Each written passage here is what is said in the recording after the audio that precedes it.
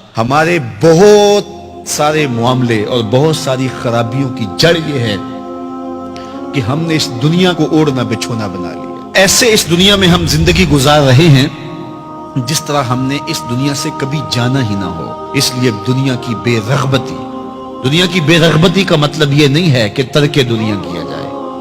اس پر صوفیاء نے جو بات کہی وہ بہت خوبصورت کہی۔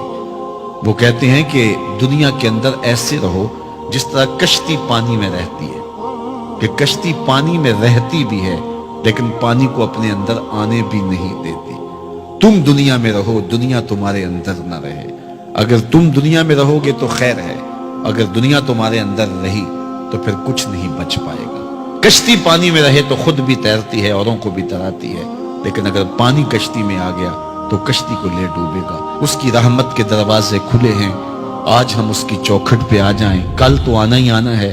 پھر جو کفن میں منہ چھپا چھپا کے آتے پھریں گے، کیا اچھا ہو کہ خود کھلے منہ سے اس کی رحمت کے دروازوں پہ آ جائیں۔ اس کی رحمتیں آواز دے رہی ہیں، یا ایھا الانسان، او بھاگنے والے انسان، او نسیان کے پتلے، او بھولے ہوئے، او بھٹکے ہوئے، راستہ چھوڑ کے جانے والے، مالک کی رحمت کی آغوش کو ترک کر دینے والے، آجا پلٹ کے، ما غرک بربک الکریم، آجا تیرا رب بڑا ہی کریم ہے۔ قبل اس سے وہ ماننے سے انکار کر دے، توبہ کا دروازہ بند ہو جائے، سورج مغرب سے طلوع ہو جائے، پھر بندہ ہاتھ کاٹے۔ کسی نے چیخ چیخ کے مجھے کہا تھا، کوئی رو رو کے ترلے منتیں کر کے مجھے کہتا تھا، میں اس کی بات کو نہ سنا، کاش کہ اس کی پکار کو سن لیا ہوتا، اس کی آواز پہ لبیک کہہ دیا ہوتا اور میں اس کے ساتھ چل پڑتا اور وہ مجھے انگلی تھام کر محمد عربی کی چوکھٹ پہ پہنچا دیتا، تو آج یہ رسوائیاں میرا مقدر نہ ہوتی۔